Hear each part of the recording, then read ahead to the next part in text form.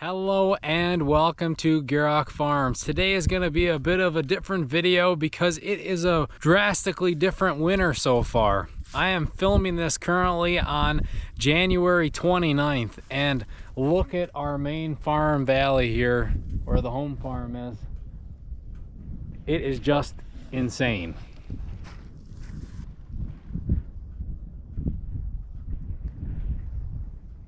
This winter has been drastically unique here in the Midwest. It's actually kind of scary how unique it's been. We really only had 1 week of actual January, February type temperatures so far, where we had a week where we were getting below zero there, but now it's back to a high of 40 and then a low of 20 at night. It really makes me wonder, are we gonna have a late spring this year and not get the crop planted till June, late May?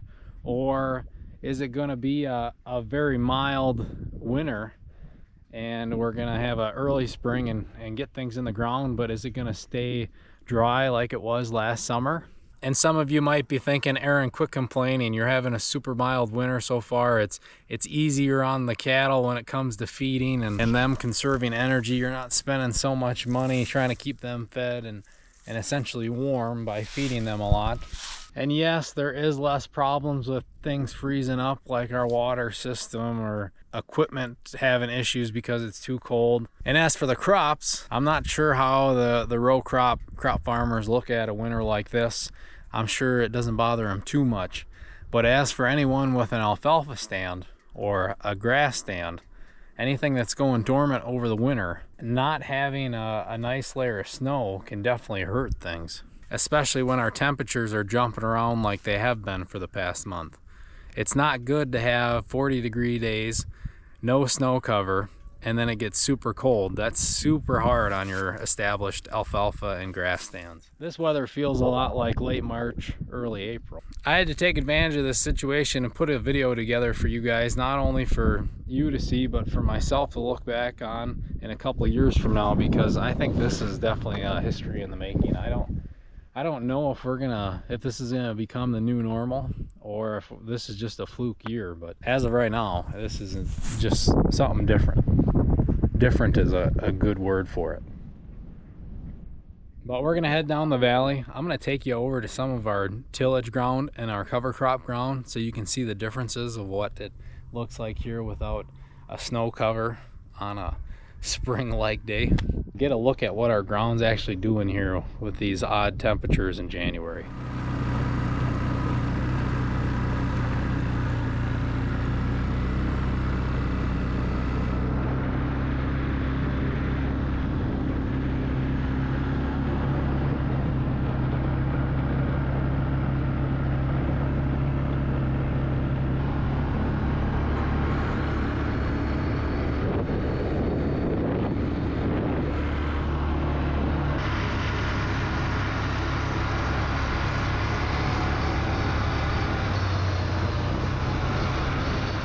So now we are on that cornfield that Mason and I picked part of, and then we had the combine finish the rest because we ran out of storage. So it's that gradual side hill, at least gradual for us, a little rolling around the contour here, but a pretty mild hillside for us. And we did a bit of a tillage trial on this field.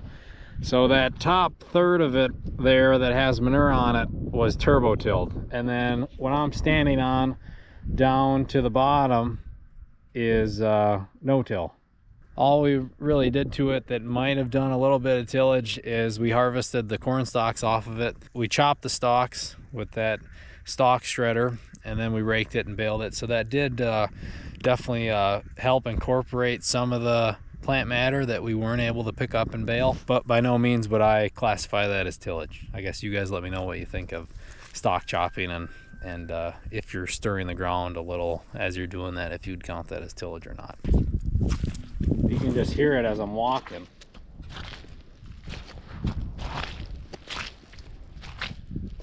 Very soupy like soil conditions. But then on this turbo tilled ground with this layer of manure over the top of it, it's a lot firmer than our no-till ground. So I don't know if it's due to the amount of bedding in our manures, but it actually might be helping with holding on to some of the soil here on some of this vertical tilled, you know, minimal tillage ground here. I guess you guys give me your opinion on that, if that makes an impact at all, or if it actually would make it worse. But I think from what I'm seeing walking between the two, this ground is definitely a lot firmer, and I guess I wouldn't say drier, but it definitely is. It isn't mud, and I think all the organic matter that we put back on it, along with that bedding that hasn't rotted yet, I think it's really doing something. It's kind of, it almost is like when you would throw straw over the top of a waterway.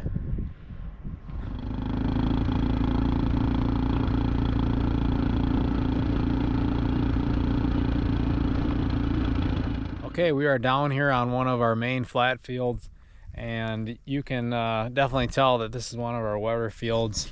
And here's a good comparison between no-till and tillage. Stuff on the right here, I believe, is chisel plowed, and look how black that dirt is compared to the no-till ground. The tillage here in the center will dry out insanely fast in the summer, and will be ready to go when it comes to planting. Where this will obviously we'll have to open up and till it up in order to get it on the same page as this ground. But the idea is that our no-till here will really help lock in our manure, especially closer to the waterway or the creek there, I guess you could say it, along with the soil, and then also helping generate some nutrients as we till this under and create some green manure or some organic fertilizer. Organic in quotes. It's cool to see with the actual cover crop stand, the oats and the rye mix. And the rye is all the green that you're seeing, because the rye is able to go dormant over the winter, and then come spring it'll wake back up and start growing as fast as it can. Especially being a grass, it doesn't have to be too warm for this to take off. It's definitely a cooler season grass, I guess you could say. And then the oats that are mixed in have already died off. They're already decomposing. They're already starting the organic matter building process, I guess you could say. It's cool to see how well they're mixed in with each other. And our theory is the oats takes off in the fall, and it's something that we already have. And I wouldn't say in excess, but we have plenty to where we're able to put some of it back on the land in order to create some organic matter versus feeding it out. And it is cool to see the differences between the two crops, and how that oats in the fall really helps establish a good cover early on, but then now over winter here decomposes, and the rye will really take off and do the finishing work. Versus if we just planted rye, it would look really thin and almost kind of patchy, where that oats really helps it fill in the fall and makes it look way greener than your average rye cover crop. But back to this tillage, especially for what people would consider now as a more aggressive or conventional type tillage, this has really mellowed out. For those of you that have had to drive over the top of freshly chisel plowed fields, you know what I mean. It's a very rough ride, and this would still be kind of rough, but it definitely does settle out on its own and mellows out. You still would want to hit it with a disc or some type of finishing tool before you would plant into this. Naturally over winter, it helps that mound of dirt kind of settle out, yet creates more surface area to where when we start to warm up in the spring or have a weird year like we're having, it can warm up a lot faster than your no-till ground or your cover crop ground, just because there's so much exposed dirt and more surface area. And then the cover crop across the road is looking great. It's looking beautiful. There was no tillage done on that. There will be some tillage done in the spring, and that turned out really good. I was kind of worried with how dry it was that some of those seeds might not have taken off, but they did a good job, and you can kind of see where some of the overlap was there up on the upper side. I don't know if the camera's picking it up, but you can see our snowmobile signs there. The local clubs must be really itching for this winter to turn around and turn into a more average winter here in Wisconsin. I know I have some friends that are into snowmobiling or recently got into snowmobiling, and they had to travel way up north, and from what they were sending me, pictures of it, it still seemed like it was a very odd year. I guess let me know down in the comments what part of the country you're in, if you're having a very unaverage winter as well. But I'm going to take you over to the field that Dad moldboard plowed with the 1066 this year. Get a look at what that's doing here in January.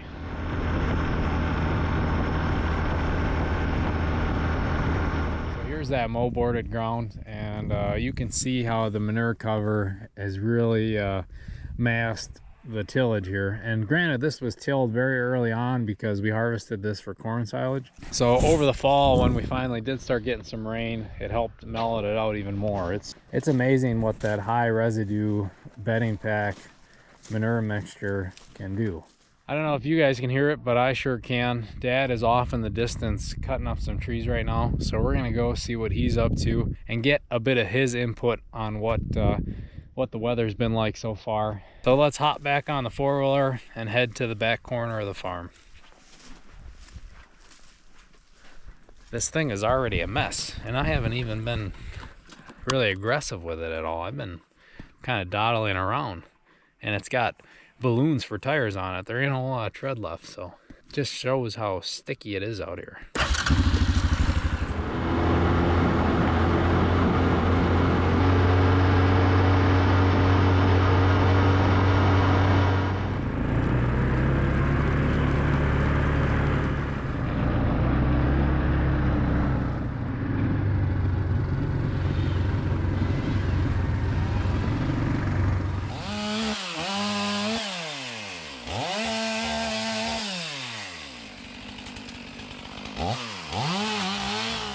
Okay, so I found Dad. He's up there in the woods trimming some trees. We got a project that we might talk about a little bit later here, but I wanted to quiz you. I was just on the bottoms with these guys. So what is the different types of tillage you did down there? You moldboarded that triangle piece. Yeah.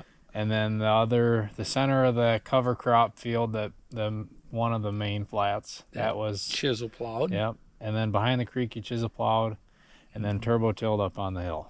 Yeah. So, and that was pretty much all the tillage we did last fall. Yeah, we used to do a lot more years ago. I used to moldboard everything and then chisel the crooked little hillier pieces, anything that we were going to plant a row crop in the next year. So even the sod I'd take out. We never did no-till back then. Now we do a little no-till. Mm-hmm. And now with that turbo till, we're going to be tilling more shallow and breaking up the stubble. I went and I walked around out there and I showed them the difference on the no-till ground without any manure or any corn stubble versus the bedding pack manure on that vertical till ground. That's firmer. It's going to stay put. I made it a rule because this winter we didn't have much snow, and that field's got kind of that wave in it. So we end up getting 4 feet drift over here and nothing over there, and it's not very good to try to spread manure in that. You get stuck, or you're just spreading on too much snow. And anyway, so I covered that one here like around Christmas more. Yep. Up until now. Now that it thawed off more, it's getting a little like a smear. You gotta be careful what we do again.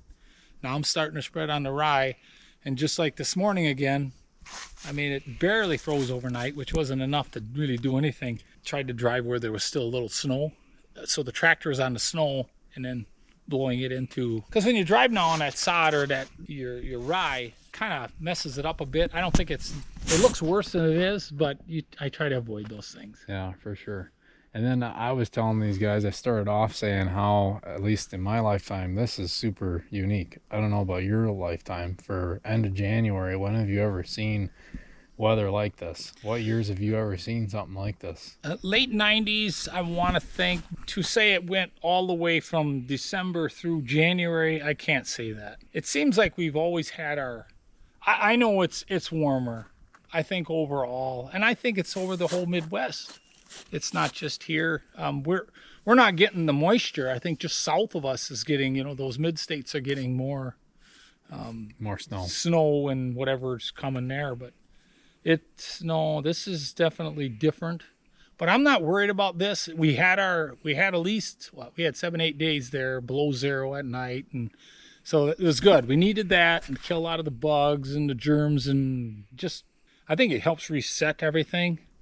And it shuts the trees down and everything, and says we're not growing now. And then the frost, an excavator we had years ago would always say, well, compaction. He said when that frost would go in, a couple feet, that you know, that lifts your soil.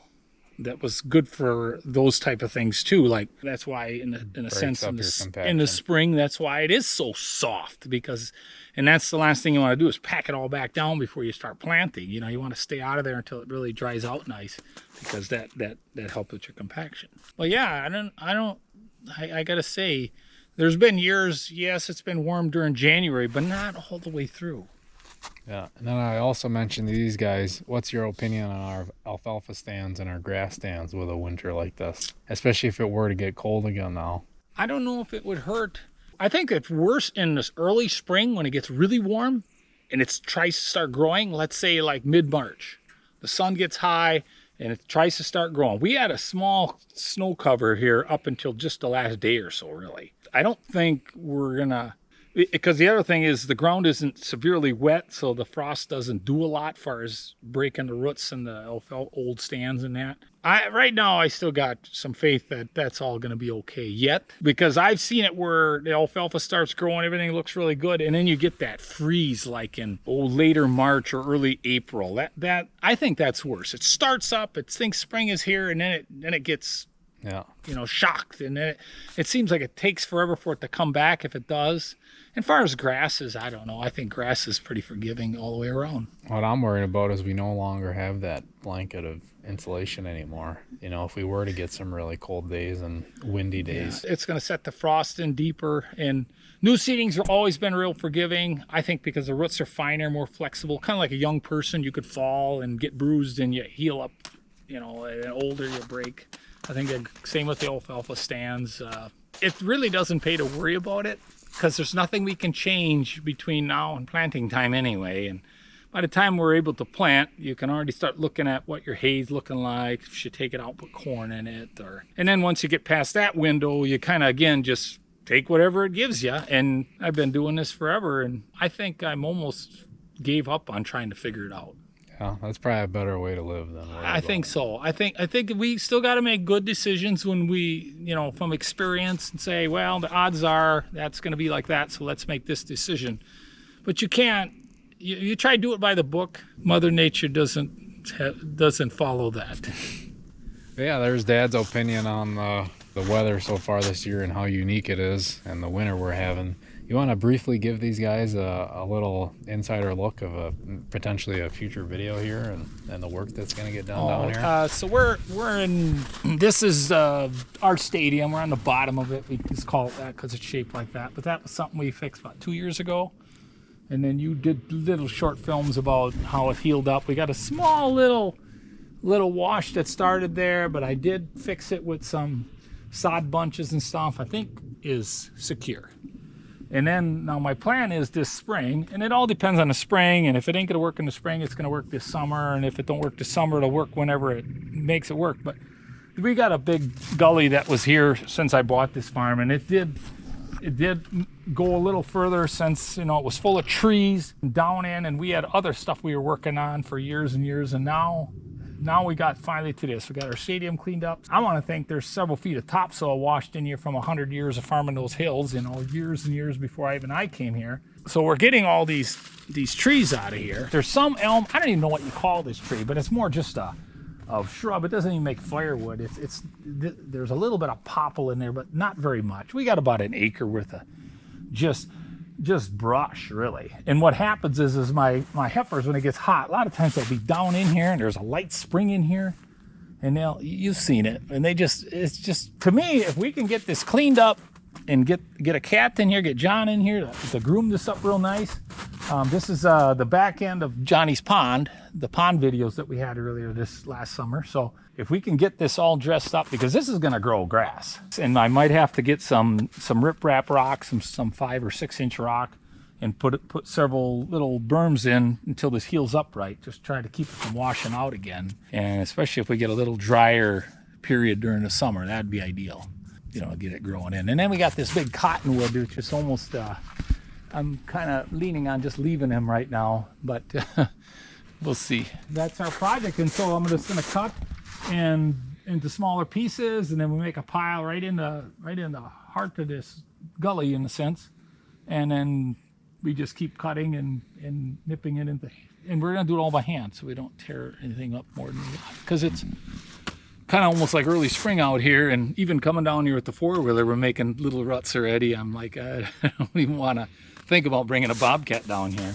So there's a brief look at the future here, and stay tuned for some of them videos. The other thing I wanted to do for the main purpose of this video, I want to show you guys our north side and how insane that looks for January being the... See that north side, so we get years a lot of snow. It's mid-April. We've had, last year I want to think we had 80s already. There was still snow up here, and that wasn't a huge area, but several acres of just, you know, deep snowpack, like almost a mountainous. So it was kind of funny when you're down to a t-shirt. We were doing some fencing on the one end of the farm, and then you look across and there's all this snow up here, and you can't go there yet because of the snowpack. And but yeah, it's way down, and there's still more snow there than anywhere else. Yeah, so we're gonna go check that out before we head back down to the yard. But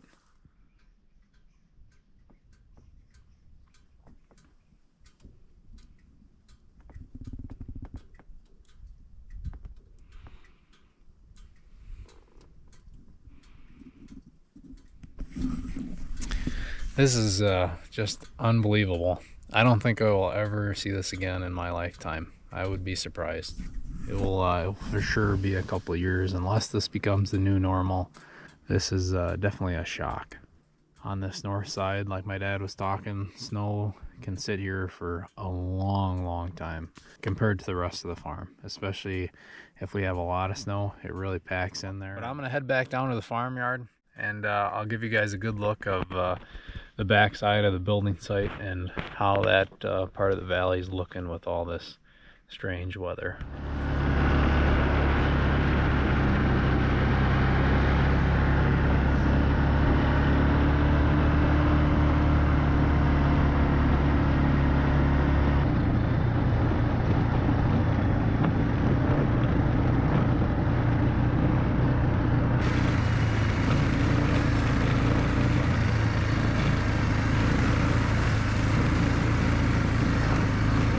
And that is it for the farm tour / weather update. Just in time, getting back down to the yard here to catch the nice mellow sunset, especially with this overcast. It's just a nice little haze of purplish orange color on the horizon. Very beautiful. Thank you all for sticking to the end of the video. Make sure to leave comments about what the weather is looking like in your neck of the woods. Also, if you haven't already, go check us out at GierokFarms.com. We got some hats for sale on there, these wonderful hats, along with some other items here in the future.